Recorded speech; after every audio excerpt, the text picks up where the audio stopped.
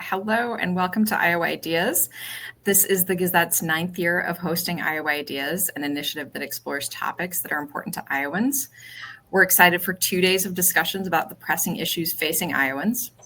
I'm your moderator, Sarah Conrad Baranowski, managing editor at the Gazette. I'd like to recognize Iowa Ideas' presenting sponsor, ITC Midwest, and thank them for making this session and Iowa Ideas possible.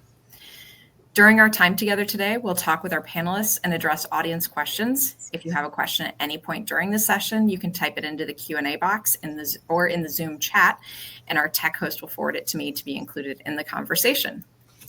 The topic of this panel discussion is an uncertain future for electric cars. To explore this topic, I'm joined by 3 panelists. They're Bruce Anderson, president of the Iowa Automobile Dealers Association, Sarah Gardner, Climate Action Coordinator for the City of Iowa City, and Ann Kimber, Director of Iowa State University's Electric Power Research Center. So I'm really excited for this conversation. I think we can take it lots of different ways. So I want to get right to it and begin by setting the stage for our discussion. I'll ask each panelist to share with us how in their work or their personal life they interact with electric vehicles and the infrastructure that supports electric vehicles. Each of them brings a different perspective and a different experience in this area. So I want to make sure we understand where you're coming at this from. Bruce, we'll start with you and then we'll move to Sarah and Ann. Super. It's personally, my wife and I both drive hybrid vehicles. Those are electrified, but not EV, PHEV. So it's a revolutionary world. When I first started in the position I'm in, I was driving an internal combustion engine sedan that got 17 miles to the gallon.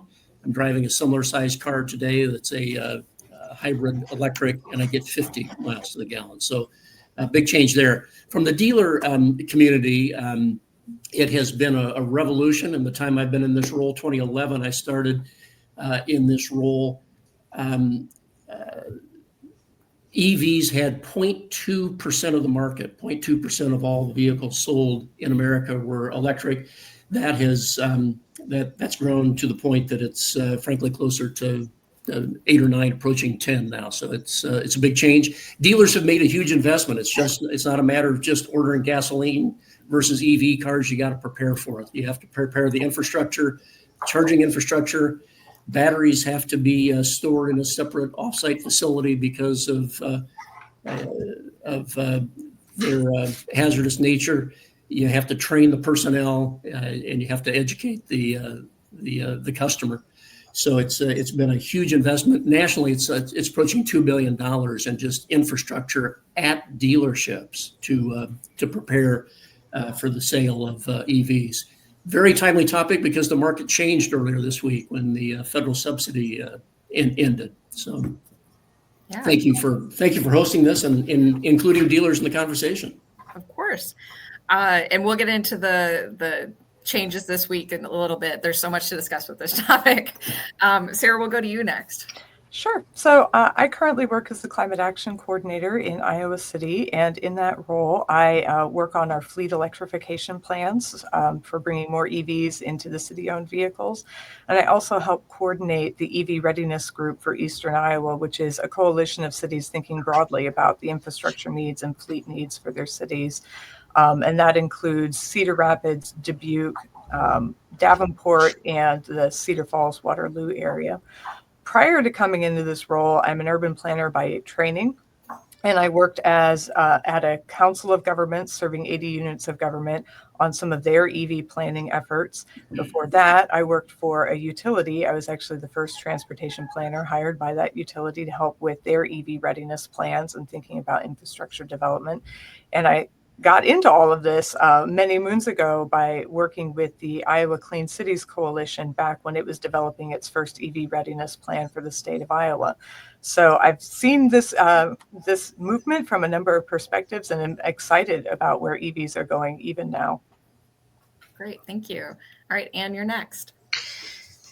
I'm the director of the Electric Power Research Center at Iowa State. So we're funded by 10 utilities or utility-like organizations, including Alliant and Mid-American, City of Ames and Cedar Falls, and 5 G&T electric cooperatives, MISO, and ITC. So I'm delighted to be here today. We have been interested in electric vehicle impacts on distribution, planning, and operation for a while. We had a grant from the Iowa Energy Center to actually look at how you would gauge the impact of EV adoption on whether the distribution system, and especially the distribution transformers, could handle those loads.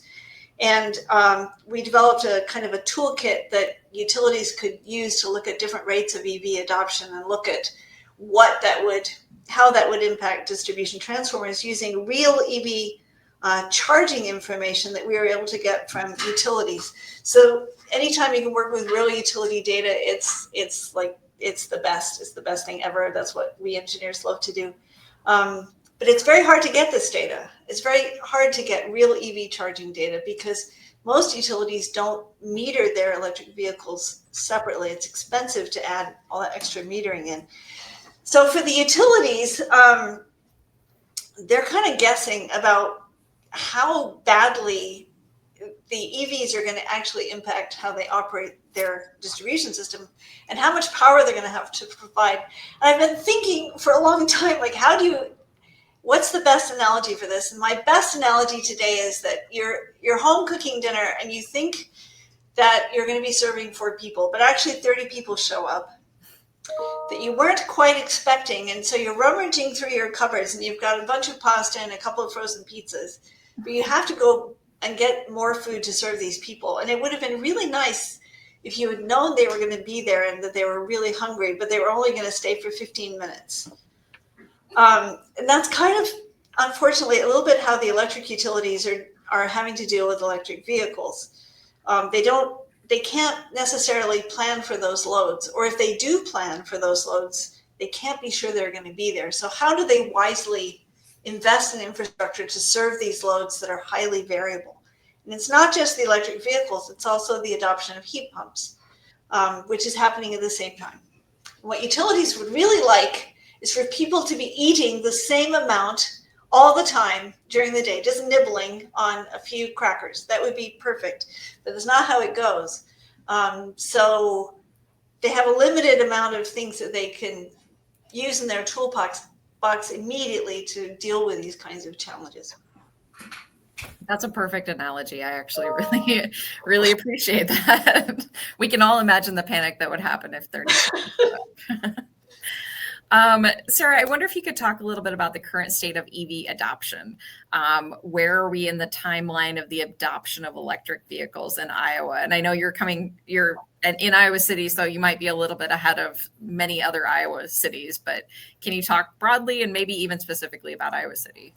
Yeah, no, I'm happy to speak about that. I think what we're seeing is, if you think about the adoption curve, we're still on the early tail of early adopters moving into early majority, which is characterized by moving from a 3% adoption rate to a 5%, which is about where Iowa City is sitting. I actually, anticipating this discussion, pulled up some data I had looked at for the EV readiness group I had mentioned for Eastern Iowa. And one of the really notable things in that data, which is drawn from registration data from the DOT, is that you see year over year, we've seen increasing interest in adoption of EVs.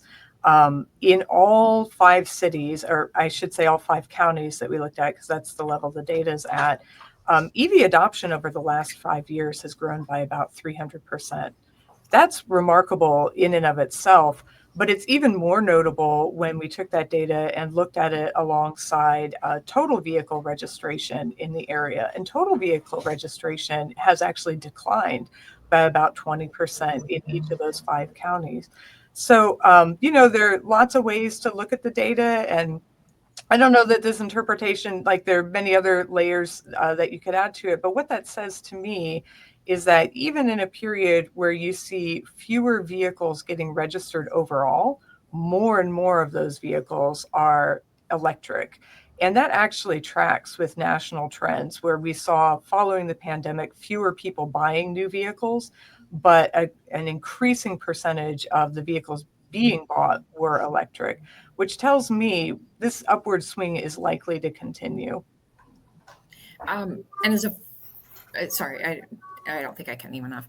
As a follow-up, what do you think is pushing this adoption? Is it people being exposed to an EV? Is it like their neighbor bought one and it looks so great and they've talked about it so much that now I need to get one? Or is it infrastructure driven? Like, what are you seeing? I think it's a multitude of those factors. I think you've seen robust growth in EV charging infrastructure, not to mention another journalistic enterprise, but the New York Times yesterday just had a great article about the diminishing space between DC fast chargers on major highways. And that in the last 5 years, you've gone from really having quite a lot of difficulty getting from one major city to another to now being able to encounter a fast charger within about 60 miles, all along the route. That certainly helps. I think the federal subsidies did drive interest in it. You've also seen the price of EVs fall. Most new EVs now are pretty cost competitive with the equivalent gas model. But I actually think when you talk about people being exposed to the technology, that may be one of the biggest drivers of all. The more people encounter EVs or know a neighbor or a friend who has one and hear about how great they are, the more interest there is in having them. And it's really striking to me as someone who's put together well over a dozen different EV car shows now in many different cities that you never hear an EV driver say, yeah, this was a fun experiment, but I'm ready to go back to a gas-powered vehicle. What we hear time and time again is if they've got a plug-in hybrid electric vehicle, they want their next vehicle to be fully electric. And if they have a fully electric vehicle, they want their spouse to have one next to. So clearly, once people encounter the technology, there's a lot of enthusiasm for it. Bruce, I don't want to leave you out of this because we're talking about vehicles being bought. But what does EV adoption look like for dealers in Iowa? Are most of them selling electric vehicles? Are they seeing the increase in sales that Sarah is seeing in those 5 counties in eastern Iowa? Those 5 counties are leading. Of course, metropolitan markets are leading in it, but all dealers, that's the beauty of the franchise network, right? Is dealers not only market and sell these vehicles, but they also service them. So the rollout has multiple phases. You not only have to get that new EV inventory in, and that has grown. In 2010, 2011, when I was moving into this role, there wasn't a lot of choice out there. There was a Nissan Leaf, there was the Chevy Volt. Now there are literally dozens, and every manufacturer is committed to the EV product. So every dealer, every franchise dealer, we have right at 300 of them in Iowa, has an EV product to sell, and they're making the investment in training. It's kind of like when you go from the when we went to fuel injectors from carburetors, we had to retrain the staff, right? And the same thing's going on now. It's really a 2-year program. Kirkwood has a fantastic EV program to turn out an ASE certified EV technician in 2 years, and then with a couple more years of experience and advanced training, become a certified master tech. You also have to have the infrastructure, and it's not just the charger, but you have to have a forklift to move those batteries around. Pulling out a spark plug or a fuel tank is a little bit different. You literally need a very specific forklift. So there's a big infrastructure investment, and dealers are doing that. It's the beauty of the network. If you buy your Ford Mach-E in Iowa City and you need service when you're in Eagle Grove, there's a Ford dealer there. That's just the beauty of the network. So they're trained across the network. Kind of building off what Sarah said, on adoption, not only is the build out of the charging infrastructure changing, but like any emerging product, especially a high-tech product like this, they get cheaper over time as battery technology improves, as computer technology improves. A quick example is the Nissan Leaf, just because it's been around so long. A 2010 Nissan Leaf retailed for $32,700. In 2025 dollars, that's $48,000. And they had a range of 73 miles. Today, a 2026 Nissan Leaf is right at $30,000. MSRP is $29,990, and the range is 303 miles. So the product's getting better, the product's getting cheaper. Yeah, that's amazing. Um, and I don't want to, like, I have many more questions. We're going to get to some of those later, but I want to bring everybody into the conversation. And you work on the impact of EVs on the power system, as you were talking about earlier. And what is the growth of EVs meant for that system? You kind of got at that a little bit earlier with the analogy of the meal. But have the utilities been able to adapt? Are they able to feed 30 people when they were only planning for 4? So first of all, I think the utilities like having additional load. It's additional revenue for their system. I think that they're managing, so far I don't think it's been an issue. They will always find a way to serve that load. There was some concern a year or 2 years ago on the rate, supply chain issues for replacing or enlarging distribution transformers out in the neighborhoods. I think those supply chain issues have largely gone away. The prices haven't come down as much as people would like, but they can get transformers. They can make those upgrades when a year or two ago, they would have really been worrying about that. So I think they're managing that better. The other thing that some utilities have done that's really helped them is to put in place what are called time of use rates. So if you're an EV owner and you can delay charging your vehicle till after 10 o'clock at night, you will pay an extremely low rate for your electricity. And that is beautiful because the utility has capacity at that time. And in the winter, it might be a lot of wind energy that's really on the system. So they can manage the loads that way. And I think that that's working for utilities. So I think that they're finding a way to accommodate all that. And your point about the transformers, and this may be just that I don't think much about EVs, but when we were, way back when I first became aware of this, like if a neighborhood, suddenly 4 people in that neighborhood get EVs, that's putting a strain in that neighborhood. And so that's when the utility would have to come in and put in a new transformer. Is that right? Right. Yeah. And it is lumpy. It's not, if you've got a neighborhood where there are 2 or 3 EVs, you might get a lot more EVs because people see them and try them and like them a lot. So yeah, and you've got to imagine that. So here's an example. We have a level 2 charger in our garage, and it can charge our vehicle at 10 kilowatts. So our normal demand is probably 3 to 4 kilowatts of electric demand. So now we've added on 2 more times of that. So you can imagine that adds up, and then you are overloading the transformers at certain times of the year. So in the winter, the transformers actually have higher capacity. They work better when it's colder. Their capacity increases. So charging is maybe less of a problem than on the hottest afternoon of the year. So that's when you really want to charge your vehicle at night. Okay. So the title of this session is the future, or an uncertain future for electric vehicles, but it seems like it's not that uncertain. Like EV adoption is going to grow. As that EV adoption grows, how are the utilities going to adjust? Like, what is the next step, or is it just continuing to build out the system? Like, where does it go from here? I imagine that they are planning already for increasing the size of their distribution transformers. They probably have a plan for doubling the transformer capacity for a certain neighborhood. I think they're also probably doing a better job of thinking about their future rate structures to ensure that people shift when they're charging.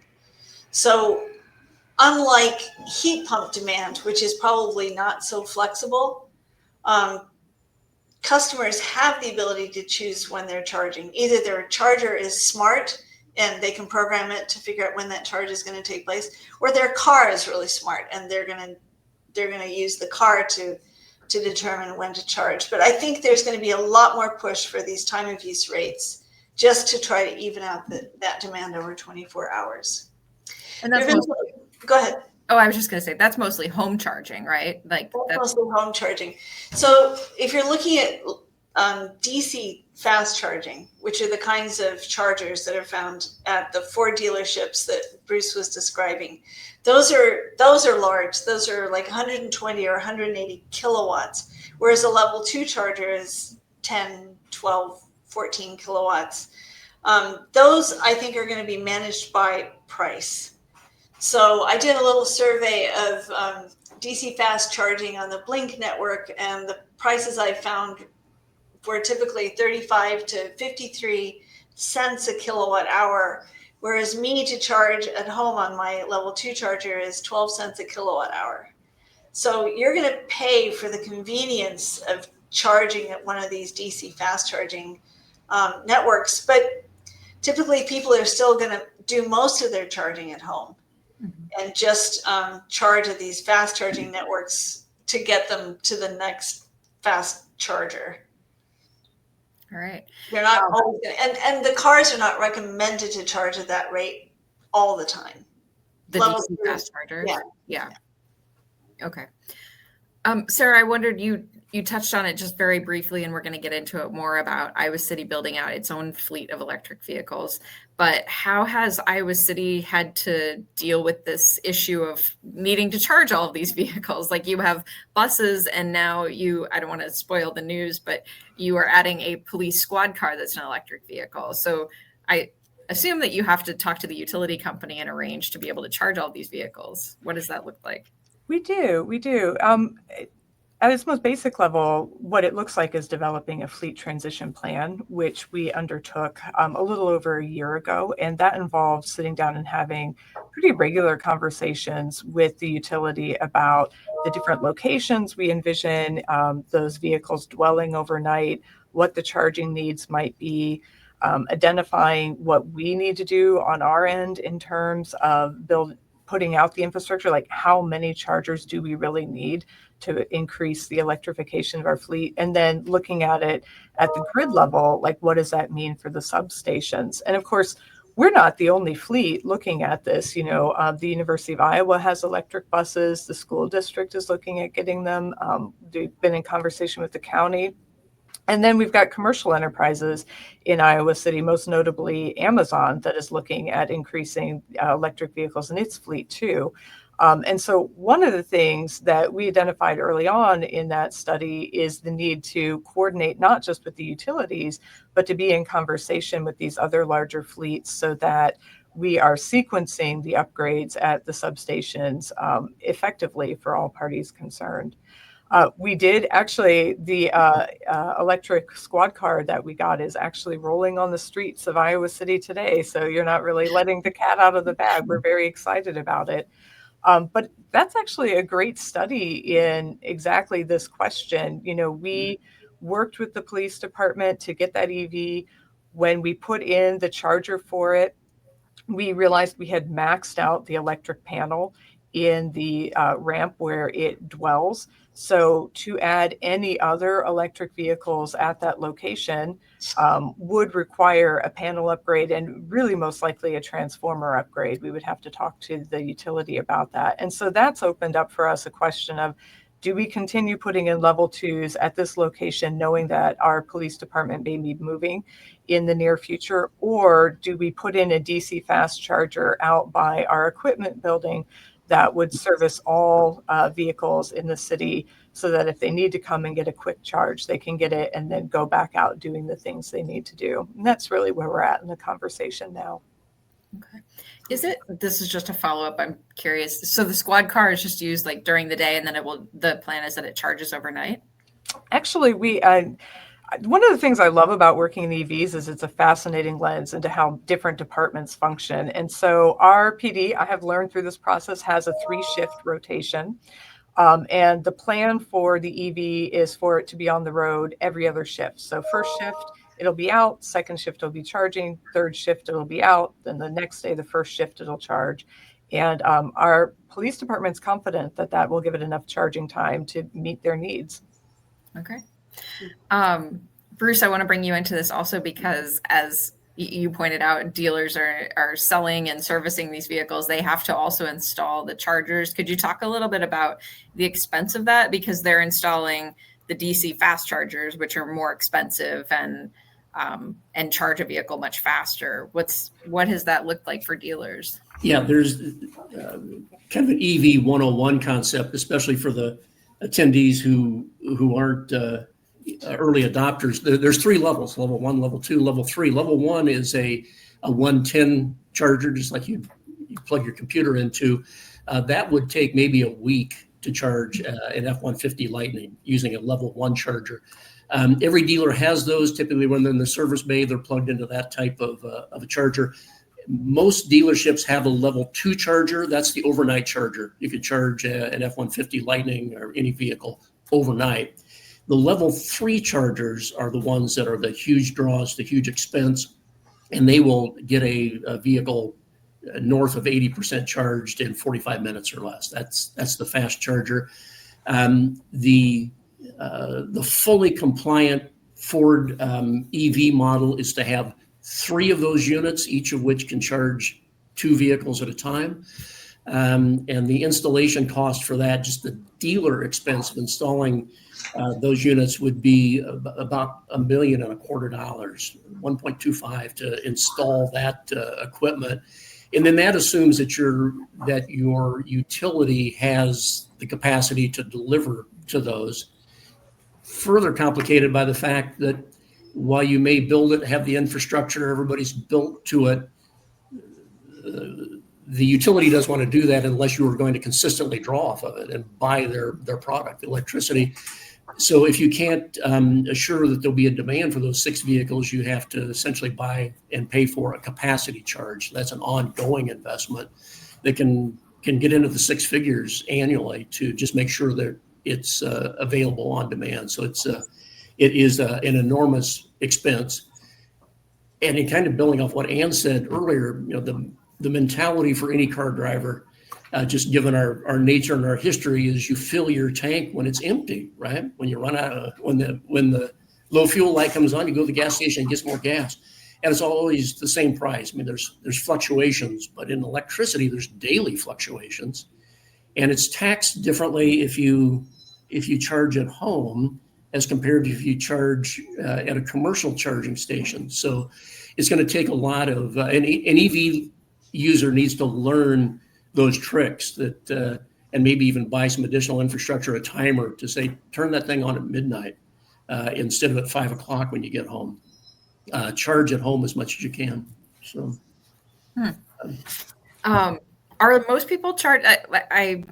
Full disclosure, we had pre-discussions before we had this panel discussion.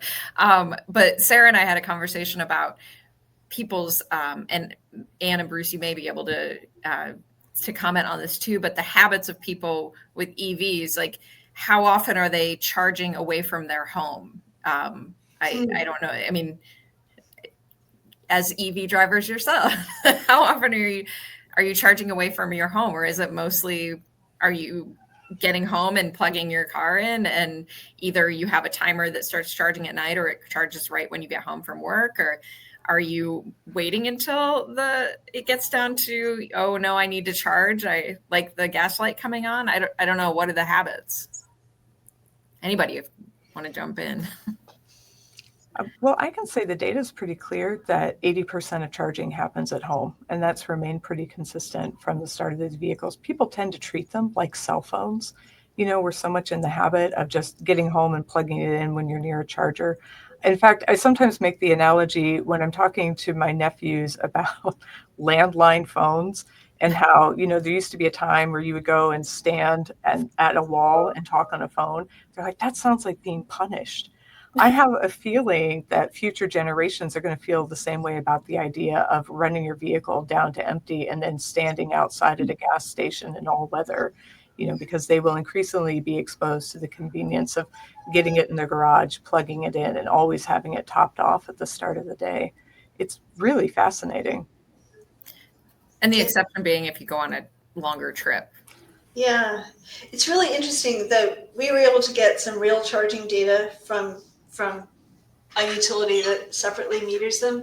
And in the summertime, people charge differently in the wintertime because the battery capacity to run your car goes way down or significantly down in the winter. So people would be topping up.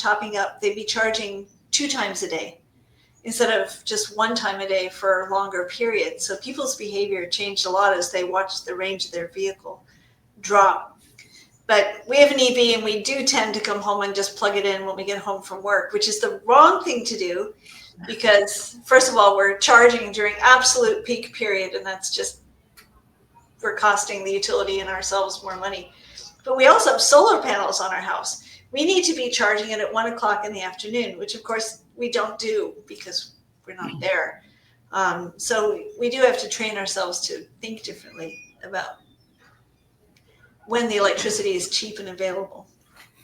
I think there's also a use component, Sarah. People, especially this early in the cycle of adoption, are saying, well, that would work for me for my daily commute, but we take an annual vacation and go to the Black Hills and the national parks, and it just wouldn't work for us because we don't know if we have range anxiety. We don't know if the charger is going to be functional when we get there. We don't know if it's a 45-minute charge time, but what if we're third in line? That's completely blown up our day. And the answer to that is if it works for 51 weeks of the year for your daily commute, use it 51 weeks of the year and rent a van to go on vacation with all the money you saved in fuel expense, right? Is that what you hear? And I know you're working with dealers, but maybe they're hearing from people, like, is that the hesitation? Is it the range anxiety? Range anxiety is real. And I know Ann is an early adopter and an EV enthusiast, but I know you have range anxiety, right? It's just your car is better than the charging infrastructure is today. Yeah, we're getting over it though. We're getting smarter. I mean, and we're getting used to the idea that we're going to pay more when we're having to do this DC fast charging on the road. We have to understand that we save so much money by charging at home most of the time. We're going to. Yeah, and you plan your travel so you're going to have lunch while you're fast charging. Right. So, right. But also, Bruce, as you pointed out, in 2010, I think you said the Leaf had a range of 75 miles, and now the range is 350 miles. So I have to believe, like, as the technology advances and as infrastructure expands, maybe some of these anxiety points are going to lessen a little bit or ease up. Because that's not as good as it's going to get. Battery technology is improving all the time, and I think we'll see leaps and bound changes in battery capacity and cost. Yeah, one of the really interesting things I had mentioned earlier that when we talk to EV drivers who have plug-in hybrid electric vehicles and they say their next vehicle they want fully electric, one of the reasons people buy plug-in hybrids is because it can switch over to gasoline, and that very much comes from a range anxiety point of view. Like, you just want the comfort of knowing if you need it, the gas is there. And what those drivers find, I find this fascinating talking to them, is that they very rarely switch over to gas because most of the driving they do during the day still can be done on electricity, even when they have a relatively low electricity capacity in the vehicle of maybe only 40 miles or so. An average Iowan drives somewhere between 20 and 30 miles a day. So that 40 miles more than covers it. And what we hear from those drivers is, having experienced this version of the technology and realizing that covers most all of their day-to-day needs, they would rather get a fully electric vehicle, which has additional benefits in terms of reduced maintenance, and then rent a vehicle, like Bruce was saying, for those longer trips when they take them once or twice a year. We did get a couple of questions, and one I think was prompted probably by Ann saying that you have solar panels, but it says, do a large portion of EV owners have home photovoltaic systems that they use to charge their vehicles? I don't know if there are numbers on that or there's data, or if any of you know. I think there's some anecdotal data that those two things can go together for people who have enough money to be able to invest in both. That's true of our neighbors who have an electric Mini Cooper and a Tesla solar roof, and we sort of drool over that over at our house. So I think there is interest to be able to, theoretically, depending on how you do the math, be charging for free in the summer. I mean, you're not charging for free, but this idea that you're running on sunshine is very attractive. Yeah. But Iowa produces a lot of wind energy. So we're up to almost 60% of Iowa's annual energy consumption coming from wind. So you can also say that no matter where you're plugging in, you're taking that energy from the grid, and it's a lot of it is wind power. So it's attractive. And wind power peaks at night. I know that when I worked at a utility, that was the interest in promoting EVs, was that those EVs could take up that extra capacity. It's one of the reasons energy at night is so cheap, is Right. because we're really lucky in Iowa to have that. There was a second question that I think maybe is, I think I'll read it. Most utilities in Iowa don't have a time of day charging, do they? And I wonder if it's time of day use charges. Most utilities in Iowa don't yet have time of use rates specifically for charging or for other uses. The rural electric cooperatives actually have been kind of out in front on this. I'm thinking of Harrison County REC, Lynn County REC. They already have smart metering or advanced metering infrastructure. So they're well set up for creating those time of day rates to encourage that shift, to kind of even out the peaks and valleys of electricity use. I think other utilities are seriously looking at time of day rates. It's the easiest thing to do, really. Seems like the first step. So I think more will adopt that as they are able to. Okay. We'll move back onto the script, but I am very fascinated by everything in this conversation. So I didn't want to get to the fact that today is significant because 2 days ago, October 30th, I think today is the 2nd, was the last day that electric vehicle shoppers could claim their $7,500 EV credit. And Bruce, I imagine this was big news in your world. But what have car dealers seen in recent months and weeks as people have realized that this credit is going away? Has there been an increase in the number of sales of electric vehicles? Like, did demand go way up and now it's just, there's almost no demand? Or that's precisely what happened. So we pre-sold the market, and that's been since the passage of what is legally named the Big Beautiful Bill. Repealed, terminated, and there was a bit of a runoff, a phase out, meaning by September 30, you had to acquire the vehicle in order to claim that $7,500 tax credit. Now, that was not a permanent tax credit. It was part of a 10-year tax bill and would have expired eventually anyway, but there's no changing the fact that free money from the government is popular, right? So if the federal government is going to assist with a $7,500 credit, that will goose sales, and the fact that it ended did goose sales. So I think we've pre-sold the market a little bit. Anybody who was thinking about it seriously, hopefully got it done by Tuesday, and then they can assign that to the dealer and literally put it into their purchase structure, or they'll get a credit on their income tax return. That said, I don't remember which one of you said it earlier, but EVs are here to stay, and the manufacturers have this capacity. It is an international marketplace. Now, the United States market maybe just contracted a bit because the incentive went away, but every automobile manufacturer, whether it's a domestic like GM or Ford, or an Asian or European based manufacturer, they're all invested in the world market, and they're going to continue building them. Most of them are trying to find ways to incentivize. Once sales dip, they'll step in and through rebates and other programs try to find ways to price those things that they're still attractive. And as I say, the technology is improving and the price is coming down. So that Nissan example, what would have cost in today's dollars $48,000, now is down to 30. So the $7,500 really helped when they were, frankly, more expensive than liquid fuel vehicles. That's less and less the case.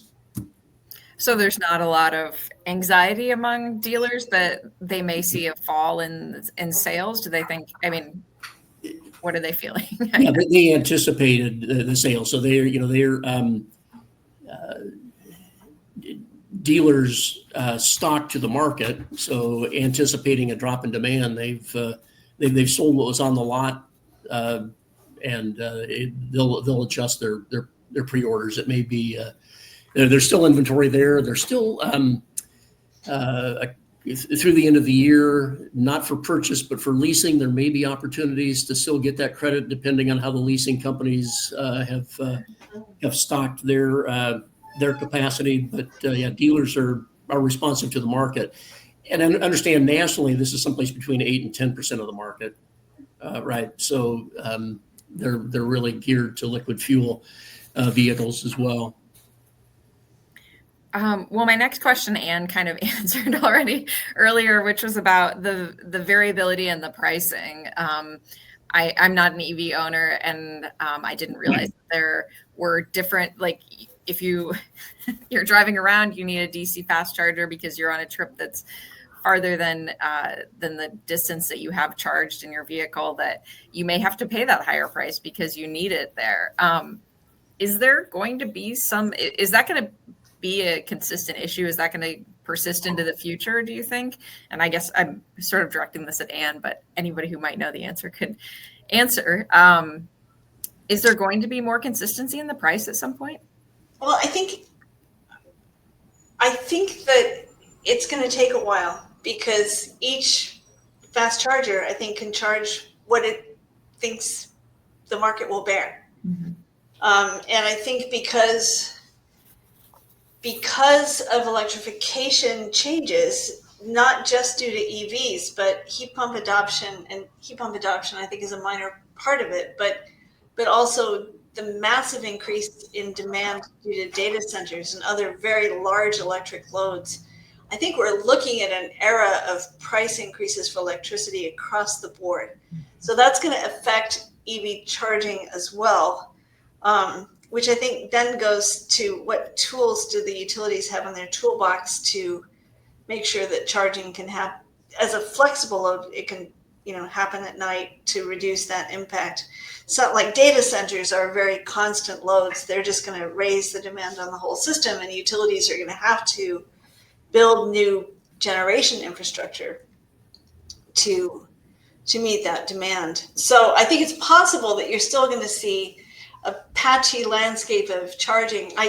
In my very informal, unscientific study, I found that there was a really good deal on DC charging in Shell Rock, Iowa, if anybody's looking. But that means driving to Shell Rock.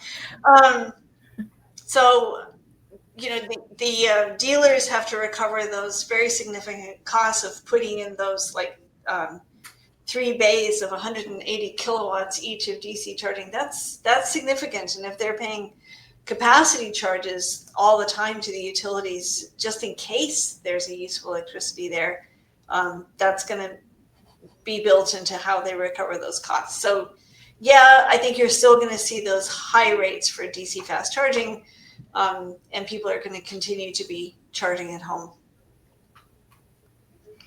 Part of that, sorry. No, go ahead. I was going to say part of that too plays into the variability of electricity rates from different territories. What one company charges for its electricity may be very different, even in neighboring states. In Indiana, for example, electric rates are notoriously much higher than they are here in Iowa. And so you could reasonably expect to be paying more to charge there than here. There's also the commercial rates are different from residential rates. So what you pay at home is always going to be a little cheaper than what you're going to get from DC charger because they're paying a commercial rate, which may be subject to demand charges.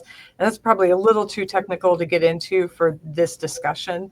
But I think there's also the simple factor that when you go to a DC fast charger, there most likely is not another DC fast charger directly across the street, the way we see with gas stations. And that's a little how gas station prices get controlled, right? They're having to compete by somebody who's got a sign out telling you across the street, if you jump over there, it's 2 cents cheaper. That hasn't happened yet with electric vehicle charging, and I'm not sure it ever will, because the thing that the DC fast charger is competing against is actually the home charging. And I think consumers are pretty smart and very quickly figure out that there's a premium for that fast charge. And so as much as possible, they're just going to continue to charge at home and then pay the premium when they really need it on those longer trips. Yeah. While we're talking about costs, one of the attractive things about EVs is that you don't have to buy gas for your vehicle. But are there other costs? Like, what about maintenance costs? Can that be is it much more expensive than having a liquid fuel car? I don't really know how they compare. I don't know. Bruce, maybe you know?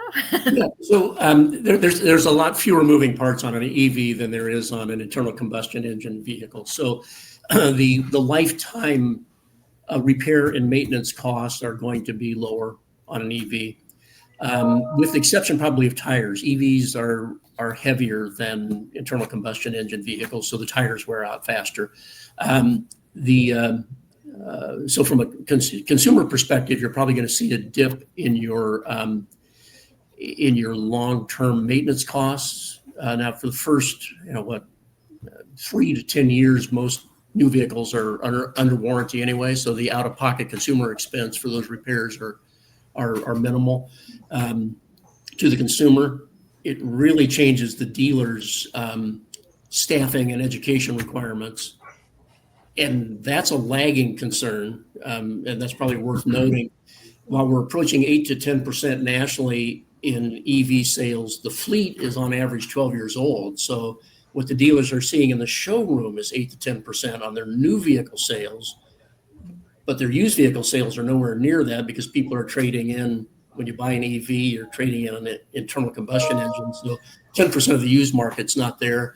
And most notably, it's nowhere near that rate in the service department, because 12 years ago, EV sales were less than 1%, so over 99% of the vehicles on the road. When you look at the whole fleet, which is 12 to 13 years old on average, it's still a liquid fuel repair world.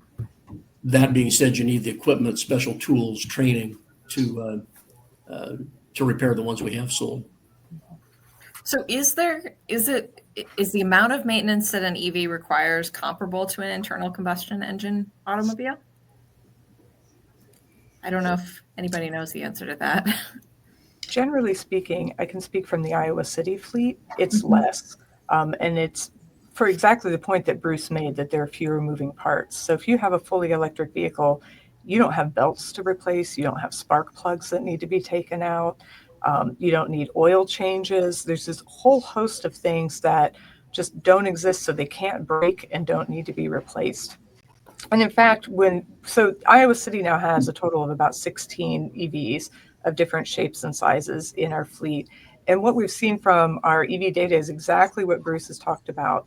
The wear and tear on the tires is we have to replace tires a little more frequently because the vehicles are heavy, so they wear out. But in every other way, the maintenance is greatly reduced. And in fact, our fleet manager had pulled the data for me to show that the total cost of ownership for an EV, so this brings in reduced fuel costs and maintenance costs. Our total maintenance costs, or total operating costs for an EV, hovers somewhere between 3 to 36 cents per mile for the vehicles. And for our internal combustion engine vehicles, or ICE vehicles, the total cost of ownership is 23 cents to 42 cents per mile. So the savings on maintenance are very significant. And how old are the oldest EVs that Iowa City has in its fleet? The oldest one we first purchased in 2018, so it's 7 years old now. It's not quite out of that 10-year range that we've got our eye on for what Bruce is talking about. But the other thing, and I find this so fascinating, the other thing I think that has contributed to the reduced maintenance costs is that the vehicles in the city fleet drive predominantly within the city. So these are short trips here and back, right?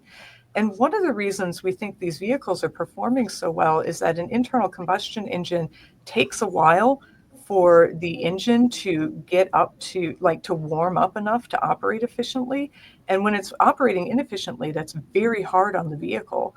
So what we see is in the city fleet, we have any number of light duty passenger vehicles that are relatively low mileage, like less than 30,000 miles.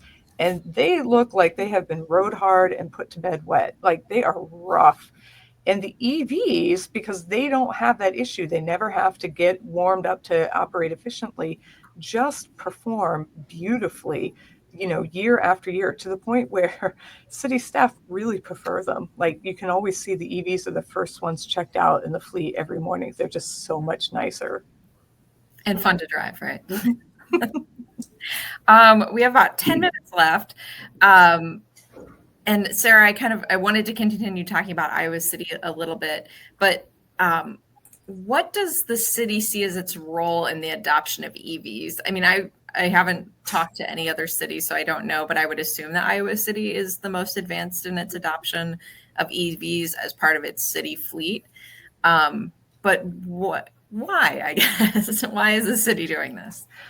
Well, I would say first and foremost, it's good use of taxpayer dollars to incorporate EVs into the fleet for all the reasons that we just mentioned. But also, our climate action plan calls specifically for the city to support EV adoption, not just in our own fleet, but to support it among residents who choose that technology for themselves. And so our role is multifaceted. One is to be trying out the vehicles in our own fleet and sharing what we're learning with other cities, so that anybody who else wants to do the same can.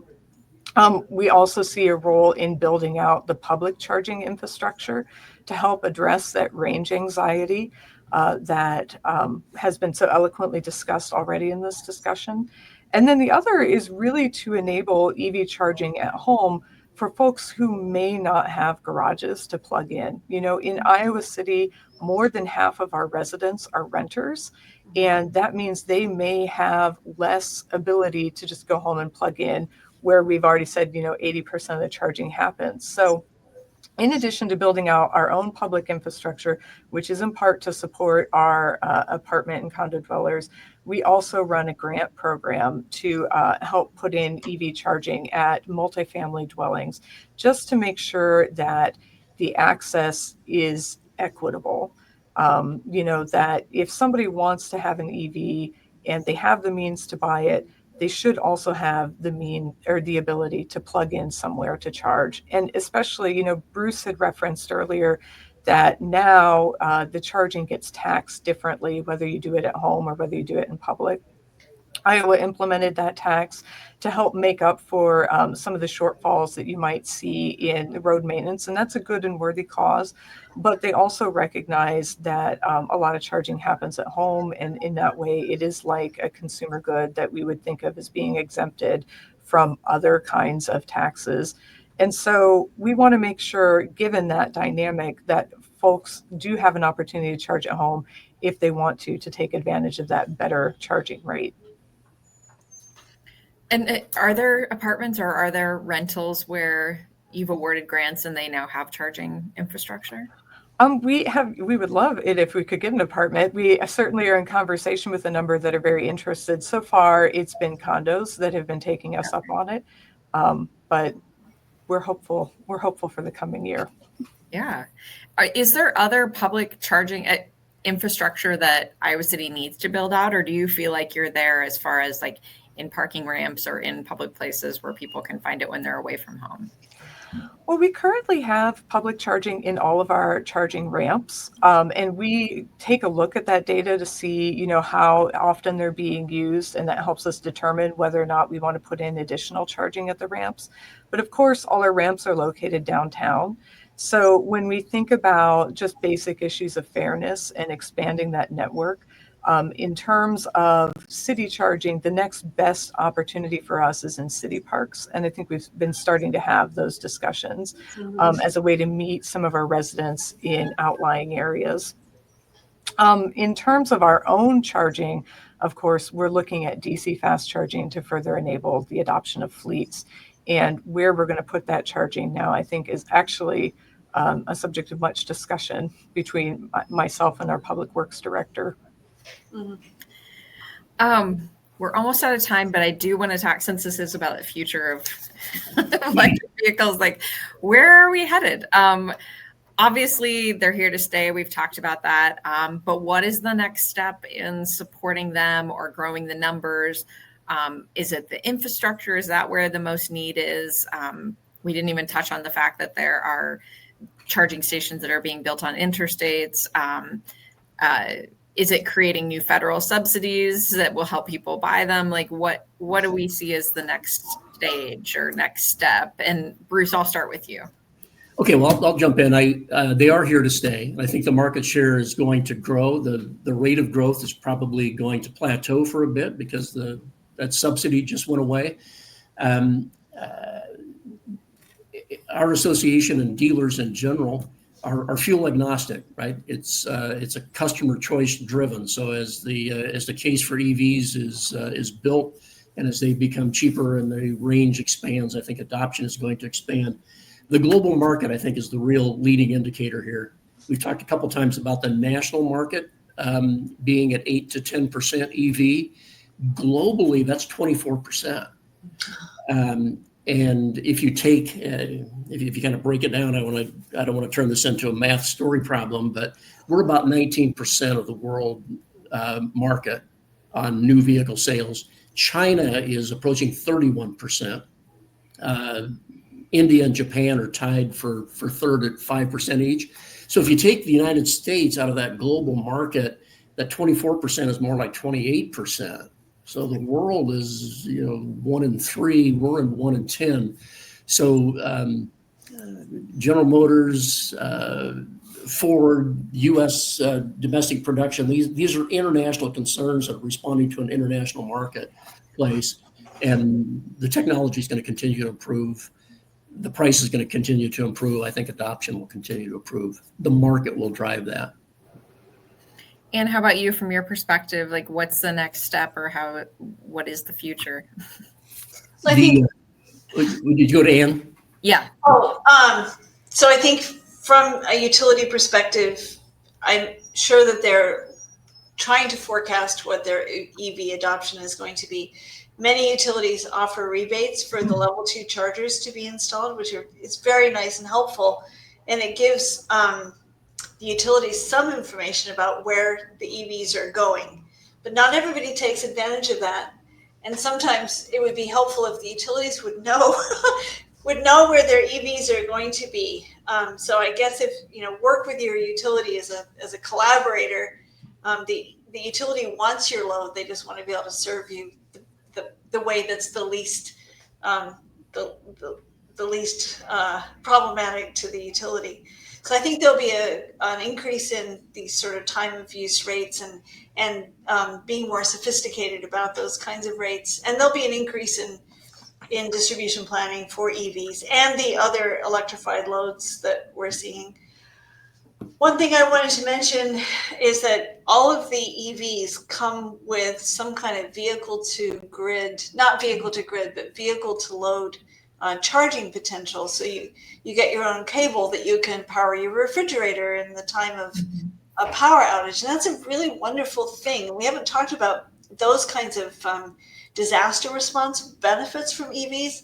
So it's a decision like, do I want to keep my food cold or frozen, or do I want to be able to drive and get out of town? But I think that's another thing that's on the horizon is what do the EVs potentially have to contribute back to the grid in the time of a real stress. We haven't really talked about that. There are pilot programs going on in other states. It'd be another conversation, but I imagine in Iowa City, you guys are thinking about that.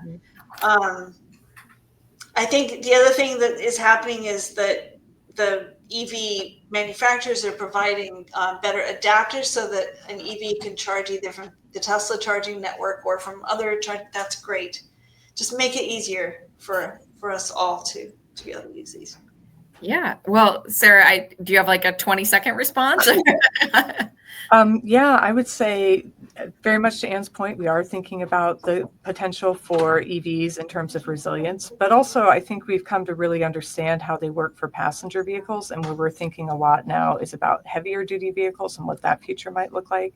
Our buses, there's much publicized. The first round of buses didn't work so well for us. We're very excited about the next round because the first round were buses built by a battery company, and these will be battery buses built by a bus company, which means they'll have interchangeable parts. They'll be easier to maintain, and we're confident that that's still a step in the right direction. All right. Well, thank you to all three of you. I found this conversation fascinating, and I hope our audience did too. Thanks for those who are attending, and a recording of this will be available at iowaideas.com. So thank you very much for joining us.